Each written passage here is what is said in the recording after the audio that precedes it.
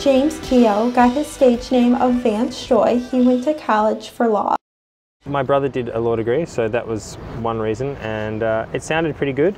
And I had decent school marks, so I thought I'd do that. My interests were really just like English and literature, but I thought I'd do something that had a bit more focus to it. So then just like an English degree or something that was a little more just general. So I tried to do something that maybe would lead to a job, and then when I was in there, I'm glad I went to university or college, because it gave me 4 years to kind of be trying other things, and I was playing music, and I was not a very good student, and I luckily fell in with a good group of like really nice girls who were like, really cool crew, and they were really smart, and I would just sit in the class I would sit in study groups with them and just absorb all the conversation as much as I could. So yeah, I have good memories of that time.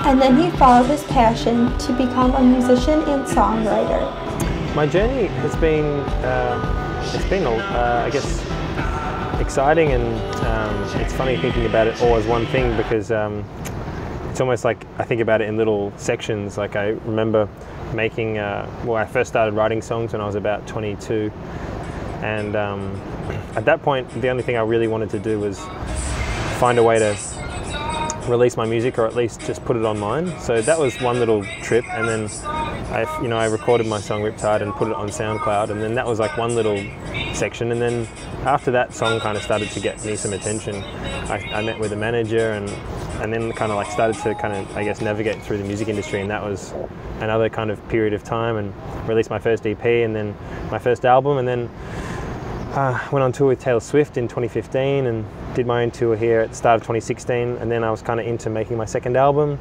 and then did that, and now I'm kind of in this period where I'm promoting the second album and playing shows, and yeah, it's I guess it's been busy the whole time, but I think about it in my brain, it's in little compartments. Throughout his journey, he has had a few bumps.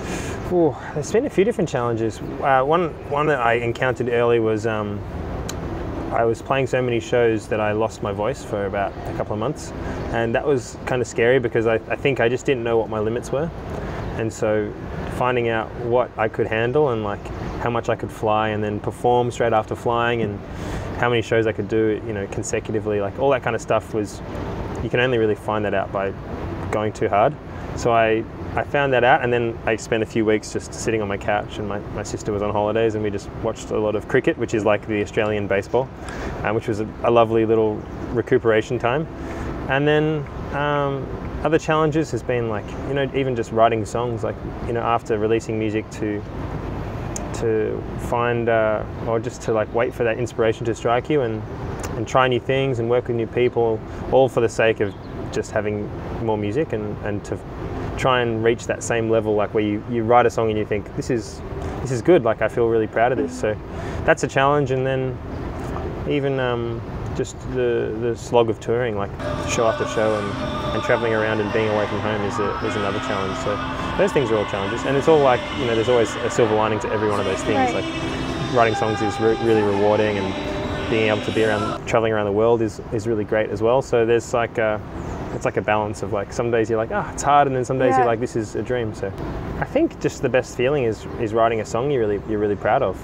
I was listening to there's this guy Dan Wilson, who's a songwriter. He was in a band called Semisonic, and then he's written a bunch of really great songs after that as a songwriter, and I got to work with him on a couple of songs, and I was just looking at his Instagram, and he has little Instagram stories, and he was saying, no matter what happens to the song, like if I write, and he's written some big songs, like even if the song is like the world's like biggest song, he's like, nothing can compare to that feeling of that 5 minutes after it, or whatever, that little period of time after it where you're like, whoa, I'm so happy with this song. And I agree with that. Like when I've written songs that I feel really good about, it's like, whoa, how did I stumble upon that little miracle? So I think that is the best thing. That is the joy for me.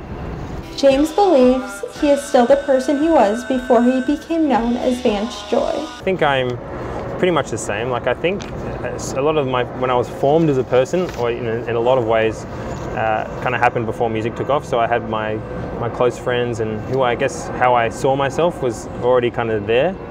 And so I still think of myself, I still identify with like who I was before I was touring 5 years ago. So I think, I don't think it's changed me too much. I think if anyway, it's had a positive effect on me and made me a little bit more organised, and my family would say that I'm exacting. Like I'll be like, Miranda, where are we going for lunch? She'll be like, how far away is it? What, you know, like she'll be like, what time are we going? And she'll be like, just chill out. Like I think that can happen from living on a tight schedule so often. So yeah. Throughout his journey, he has encountered some moments that didn't feel real.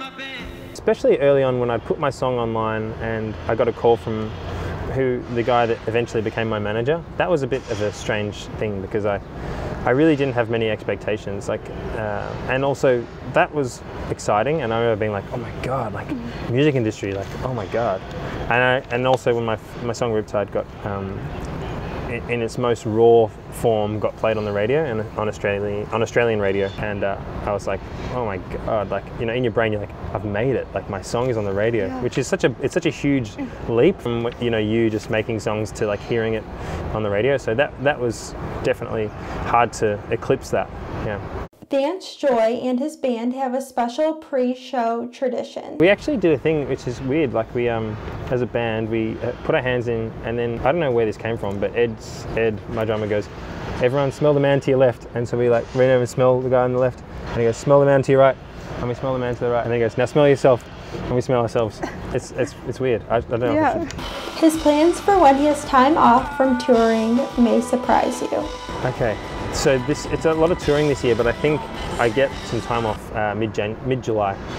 So I've got like a month. I think I'm just gonna go back to Melbourne, and we have a little beach house, and I'm gonna hang out there, and I want to wear like overalls. You know, like those overalls, like we have like workman's overalls like that you wear. So I want to like, I think we have. I have this like romantic idea of me like working in the garden in overalls, but I mean that might not come to fruition, but that sounds like a nice thing to do.